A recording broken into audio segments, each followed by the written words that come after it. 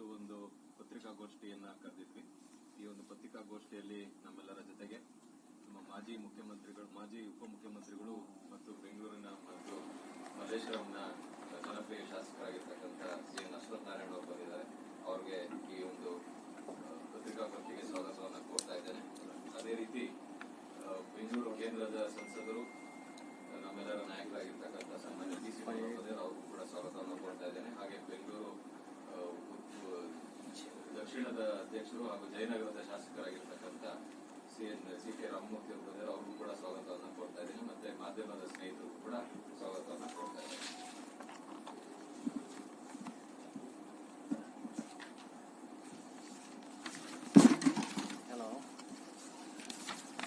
ಆತ್ಮೀಯ ಮಾಧ್ಯಮದ ಸ್ನೇಹಿತರೆ, ಈ ದಿನದ ಪತ್ರಿಕಾಗೋಷ್ಠಿಯಲ್ಲಿ ನನ್ನೊಂದಿಗೆ ನಮ್ಮ ಹಿರಿಯ ನಾಯಕರು 4 ಬಾರಿ ಲೋಕಸಭಾ ಸದಸ್ಯರಾಗಿ ಮತ್ತು ಶಾಸಕರಾಗಿ ಕಾರ್ಯವನ್ನು ನಿರ್ವಹಿಸಿರುವಂತಹ ಡಿ.ಸಿ. ಮೋಹನ್ ಅವರು ಹಾಗೂ ನಮ್ಮ ಜಯನಗರದ ಶಾಸಕರು ಮತ್ತು ಬೆಂಗಳೂರು ದಕ್ಷಿಣ ಭಾರತೀಯ ಜನತಾ ಪಾರ್ಟಿ ಜಿಲ್ಲೆಯ ಅಧ್ಯಕ್ಷರಾಗಿರುವಂತಹ ಸನ್ಮಾನ್ಯ ರಾಮಮೂರ್ತಿ ಅವರು, ನಮ್ಮ ಬೆಂಗಳೂರು ಕೇಂದ್ರ ಜಿಲ್ಲೆಯ ಅಧ್ಯಕ್ಷರಾಗಿರುವಂತಹ ಸನ್ಮಾನ್ಯ ಸಪ್ತಗಿರಿ ಅವರು, ಆತ್ಮೀಯ ಮಾಧ್ಯಮ ಸ್ನೇಹಿತರೆ, ವಕ್ಫಿನ ಸಂಬಂಧಿತವಾಗಿ ಈಗಾಗಲೇ ಇಡೀ ದೇಶದ ಗಮನ ಸೆಳೆದಿರುವಂಥದ್ದು. ವಿಶೇಷವಾಗಿ ನಮ್ಮ ಕರ್ನಾಟಕ ರಾಜ್ಯದಲ್ಲಿ ಏನೊಂದು ವಕ್ಫ್ ಆಸ್ತಿಯ ಸಂಬಂಧಿತವಾಗಿ ಕರ್ನಾಟಕ ರಾಜ್ಯದಲ್ಲಿ ಕಾಂಗ್ರೆಸ್ ಸರ್ಕಾರ ಅಧಿಕಾರಕ್ಕೆ ಬಂದ ಸಮಯದಿಂದಲೂ ಏನೊಂದು ತುಷ್ಟೀಕರಣ ರಾಜಕಾರಣವನ್ನ ಮಾಡಿ, ಓಲೈಕೆ ರಾಜಕಾರಣವನ್ನ, ಒಂದು ಮುಸಲ್ಮಾನ್ ಸಮುದಾಯವನ್ನೇ ಓಲೈಸಿಕೊಳ್ಳುವಂತ ಏನ್ ಪ್ರಯತ್ನಗಳನ್ನ, ಅಧಿಕಾರವನ್ನ ಸಂಪೂರ್ಣವಾಗಿ ದುರ್ಬಳಕೆಯನ್ನ ಮಾಡಿ ಕೇಂದ್ರದ ಹೊಸ ಕಾನೂನು ಬರುವಂತ ಒಂದು ಹಿನ್ನೆಲೆಯಲ್ಲಿ ತ್ವರಿತವಾಗಿ ಎಲ್ಲೆಲ್ಲಿ ರೈತರ ಆಸ್ತಿಗಳನ್ನ, ಮಠ ಮಂದಿರಗಳನ್ನ, ಶಾಲೆಗಳನ್ನ ವಕ್ಫಿನ ಆಸ್ತಿಯಾಗಿ ವಶಪಡಿಸಿಕೊಳ್ಳಲಿಕ್ಕೆ ಮಾಡಿದಂತ ಪ್ರಯತ್ನ ಇಡೀ ನಾಡಿನ ಜನತೆಗೆ ಗೊತ್ತಿರುವಂಥದ್ದು. ಈ ವಿಚಾರದಲ್ಲಿ ಈಗಾಗಲೇ ಜನ ಜಾಗೃತಿಯಾಗಿ, ಕೆಲವು ಜನರು ಜಾಗೃತರಾಗಿ ಯಾವ ರೀತಿ ವಕ್ಫ್ ತನ್ನ ಅಧಿಕಾರ ದುರ್ಬಳಕೆಯನ್ನು ಮಾಡ್ತಿದ್ದಾರೆ, ಕಾಂಗ್ರೆಸ್ ಸರ್ಕಾರ ತನ್ನ ಅಧಿಕಾರ ದುರ್ಬಳಕೆಯನ್ನು ಮಾಡ್ತಿದ್ದಾರೆ. ವಿಶೇಷವಾಗಿ ಜಮೀರ್ ಅಹಮದ್ ಖಾನ್ ಅವರು ಯಾವ ರೀತಿ ಆ ಇಲಾಖೆಯ ನಿರ್ವಹಣೆಯನ್ನು ಮಾಡ್ತಾ ಎಲ್ಲಾ ಕಡೆನೂ ಮುಖ್ಯಮಂತ್ರಿಗಳ ಒಂದು ಆದೇಶ ತ್ವರಿತವಾಗಿ ಎಲ್ಲ ಇಂಡೀಕರಣ ಮಾಡಬೇಕು, ಕಾಲಂ ನಂಬರ್ 9, 11ರಲ್ಲಿ ಎಲ್ಲಾ ಆರ್ಟಿಸಿಗಳಲ್ಲಿ ಎಂಟ್ರಿ ಮಾಡಬೇಕು ಅನ್ನುವಂತ ಈ ಪ್ರಯತ್ನಗಳನ್ನ ಮಾಡಿರುವಂತದ್ದು ಈಗೆಲ್ಲ ನಾವು ನೋಡಿದ್ವಿ, ಕಂಡಿದ್ವಿ. ಈ ವಿಚಾರದಲ್ಲಿ ಈಗಾಗಲೇ ಸಾಕಷ್ಟು ಹೋರಾಟವನ್ನ ಭಾರತೀಯ ಜನತಾ ಪಾರ್ಟಿ ಮಾಡಿರುವಂತದ್ದಿದೆ. ಜನಜಾಗೃತಿ, ಧರಣ, ಹೋರಾಟ ಮತ್ತು ಸರ್ಕಾರದ ಗಮನವನ್ನು ಸೆಳೆದು ಸರ್ಕಾರದ ಮೇಲೆ ಸಾಕಷ್ಟು ಒತ್ತಡವನ್ನ ಹೇರುವಂತಹ ಕೆಲಸಗಳು ಈಗಾಗಲೇ ನಡೆದಿರುವಂತದ್ದಿದೆ. ಈ ಹಿನ್ನೆಲೆಯಲ್ಲಿ ಇವಾಗೇನು ಕಾಂಗ್ರೆಸ್ ಸರ್ಕಾರ ನೋಟಿಸ್ ಅನ್ನು ಹಿಂದೆ ಪಡೆಯುವಂತದ್ದು ಮಾಡಿದ್ದಾರೆ.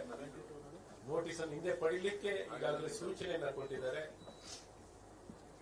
ಆದರೆ ಬಹಳ ಮುಖ್ಯವಾಗಿ ಏನೊಂದು ಆರ್ಟಿಸಿಗಳಲ್ಲಿ ಎಂಟ್ರಿಗಳಾಗಿದೆ ಮತ್ತು 1974ರ ಈ ಗೆಜೆಟ್ ಅನ್ನು ಹಿಂದೆ ಪಡಿಬೇಕು ಅನ್ನುವಂಥದ್ದು ನಮ್ಮ ಒತ್ತಾಯವಾಗಿದೆ.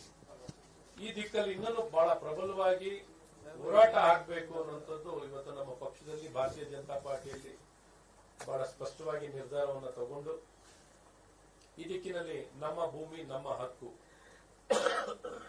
ಶೀರ್ಷಿಕೆ ಅಡಿಯಲ್ಲಿ ಜನಾಂದೋಲನ, ಜನಜಾಗೃತಿ ಆಂದೋಲನವನ್ನ ಮಾಡೋಕೆ ಈಗಾಗಲೇ ನಿಶ್ಚಯನ ಮಾಡಿ ಏನೊಂದು ಈ ತಿಂಗಳು ಡಿಸೆಂಬರ್ ತಿಂಗಳು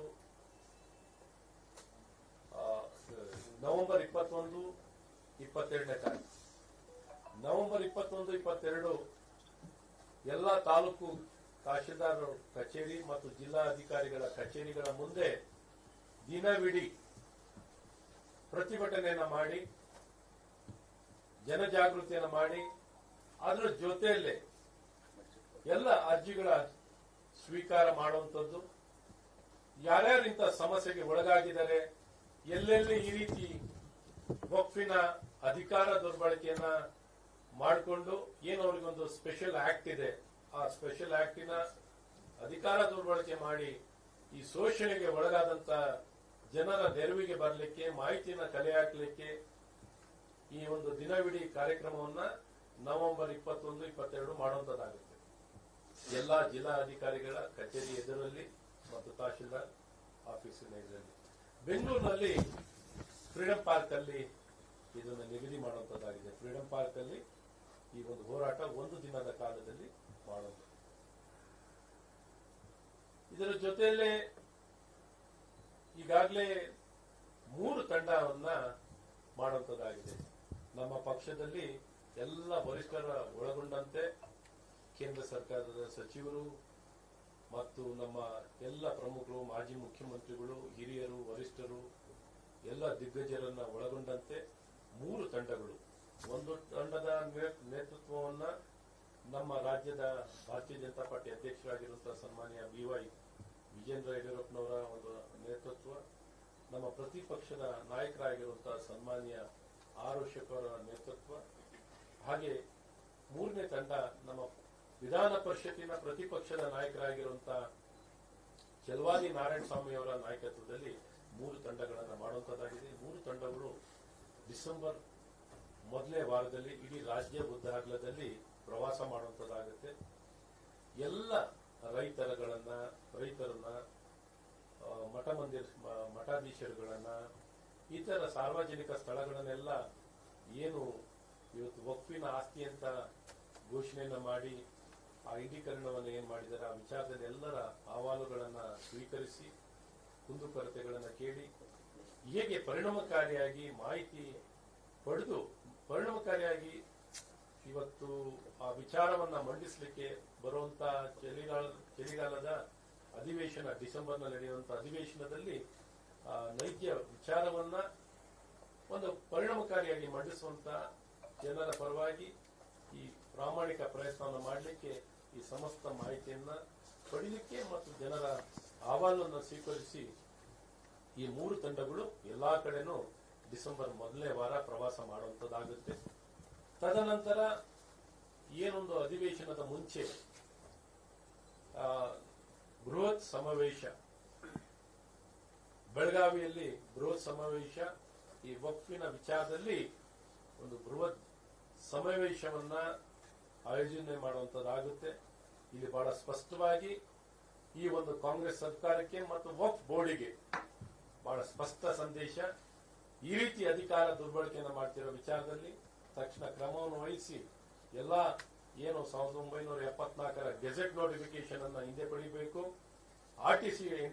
ಆರ್ಟಿಸಿಗಳಲ್ಲಿ ಮಾಡಿರುವಂತಹ ಎಲ್ಲ ಎಂಟ್ರಿಗಳನ್ನ ಹಿಂದೆ ಪಡಿಬೇಕು. ಏನೊಂದು 100 ವರ್ಷದಿಂದ ತಮ್ಮ ಭೂ ಒಡೆಯರಾಗಿ ತಮ್ಮ ಬದುಕನ್ನು ಕಟ್ಕೊಂಡಿರುವಂತಹ ರೈತರಾಗ್ಲಿ, ನಮ್ಮ ಐತಿಹಾಸಿಕ ಸ್ಥಳಗಳಾಗ್ಲಿ, ಇವೆಲ್ಲವನ್ನು ಹಿಂತಿರುಗಿಸುವಂತದ್ದಾಗಬೇಕು ಅನ್ನುವಂಥದ್ದನ್ನ ಬಹಳ ಸ್ಪಷ್ಟ ಸಂದೇಶ ಕೊಡಲಿಕ್ಕೆ ಮಾಡುವಂತ ಒಂದು ಕಾರ್ಯಕ್ರಮ ಆಗಿರುತ್ತೆ. ಅದರ ಜೊತೆಯಲ್ಲೇ ಇನ್ನ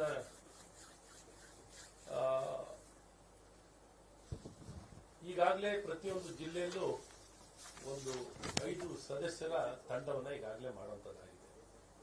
ರೈತರ ಈ ತಂಡದಲ್ಲಿ ರೈತರು, ವಕೀಲರು, ಇನ್ನಿತರ ಪ್ರಮುಖ ವ್ಯಕ್ತಿಗಳನ್ನ ಒಳಗೊಂಡಂತೆ ಆ ಜಿಲ್ಲೆಯಲ್ಲಿ 5 ಜನರ ಈ ತಂಡ ಎಲ್ಲ ರೈತರನ್ನ ಭೇಟಿಯಾಗಿ ಈಗಾಗಲೇ ಎಲ್ಲೆಲ್ಲಿ ಈ ರೀತಿ ಅನ್ಯಾಯಕ್ಕೆ ಒಳಗಾದಂತಹ, ಶೋಷಣೆಗೆ ಒಳಗಾದಂತಹ ವ್ಯಕ್ತಿಗಳನ್ನ ಸಂಪರ್ಕವನ್ನು ಮಾಡಿ ಅವರ ಅರ್ಜಿಗಳನ್ನ, ಅಹವಾಲುಗಳನ್ನ ಸ್ವೀಕರಿಸಿ ಯಾವ ರೀತಿ ಅನ್ಯಾಯ ನಡೆದಿದೆ, ಯಾವ ರೀತಿ ವಕ್ಫ್ ಬೋರ್ಡ್ ತನ್ನ ಅಧಿಕಾರ ದುರ್ಬಳಕೆಯನ್ನು ಮಾಡಿಕೊಂಡು ತನ್ನ ಆಸ್ತಿಯಾಗಿ ಘೋಷಣೆ ಮಾಡಿಕೊಂಡಿರುವಂಥದ್ದು, ಈ ಎಲ್ಲ ವಿಚಾರಗಳನ್ನ ತಿಳ್ಕೊಳ್ಳಿಕ್ಕೆ, ಮಾಹಿತಿಯನ್ನು ಪಡೀಲಿಕ್ಕೆ ಈಗಾಗಲೇ 5 ಜನರ ತಂಡ ಜಿಲ್ಲೆಯಲ್ಲೂ ಈಗಾಗಲೇ ರಚನೆ ಮಾಡುವಂತದ್ದಾಗಿದೆ. ಈ ಒಂದು ನಮ್ಮ ಭೂಮಿ ನಮ್ಮ ಹಕ್ಕು ಶೀರ್ಷಿಕೆ ಅಡಿಯಲ್ಲಿ ಇವತ್ತೇನು ಎಲ್ಲ ಕಡೆನೂ 3 ತಂಡಗಳು ಪ್ರವಾಸ ಮಾಡಿ ಆ ಜನರ ಮಧ್ಯದಲ್ಲಿ ಭೇಟಿ ಕೊಟ್ಟು ಎಲ್ಲ ಮಾಹಿತಿಗಳನ್ನು ಪಡೆದು ಆ ಒಂದು ನೈಜ ವರದಿಯನ್ನ ಮತ್ತು ನೈಜ ವಿಚಾರವನ್ನು ಬಹಳ ಪರಿಣಾಮಕಾರಿಯಾಗಿ ಒಂದು ಸದನದಲ್ಲಿ ಮಂಡಿಸುವಂತ ಕೆಲಸಗಳನ್ನ ಇವತ್ತು ಮಾಡುವಂತದ್ದಾಗಿದೆ. ಡಿಸೆಂಬರ್ ಮೊದಲನೇ ವಾರ ಡೇಟು ಒಟ್ಟು ಮೊದಲನೇ ವಾರದಲ್ಲಿ ಈಗಲೂ ಡಿಸೆಂಬರ್ 9ನೇ ತಾರೀಕು ಸದನ ಪ್ರಾರಂಭ ಆಗುವಂತದ್ದಾಗುತ್ತೆ. ಈ ಮುಂಚೆ 1 ವಾರ ಕಾಲ ಪ್ರಾಬ್ಲಿ ಹೆಚ್ಚು ಕಡಿಮೆ 1ನೇ ತಾರೀಕಂತ ಸ್ಟಾರ್ಟ್ ಆಗ್ಬೋದು. ಡೇಟ್ ಇನ್ನೂ ಬಹಳ ಸ್ಪೆಸಿಫಿಕ್ ಆಗಿ 1 ವಾರ ಮುಂಚೆನೆ ಸ್ಟಾರ್ಟ್ ಆಗುತ್ತೆ. ಅದ ನಂತರ ಸಮಾವೇಶ ಇರುತ್ತೆ, ಬೃಹತ್ ಸಮಾವೇಶ ಇರುತ್ತೆ. ಪ್ರಾಬ್ಲಿ ಅದು 9ನೇ ತಾರೀಕು ಇರುತ್ತೆ. ಡೇಟ್ ಎಲ್ಲ ಹೇಳ್ತಾರೆ, ಇನ್ನೊಂದು ಬಹಳ ಸ್ಪಷ್ಟ ಡೇಟ್ ಕೊಡೋಕ್ಕಾಗಲ್ಲ. ಟೆಂಟೇಟಿವ್ ನಾನು ಹೇಳಿದ್ದೀನಿ ಅಷ್ಟೇ. ಇಷ್ಟು ವಿಚಾರ ಇನ್ನು ಹಲವಾರು ವಿಷಯ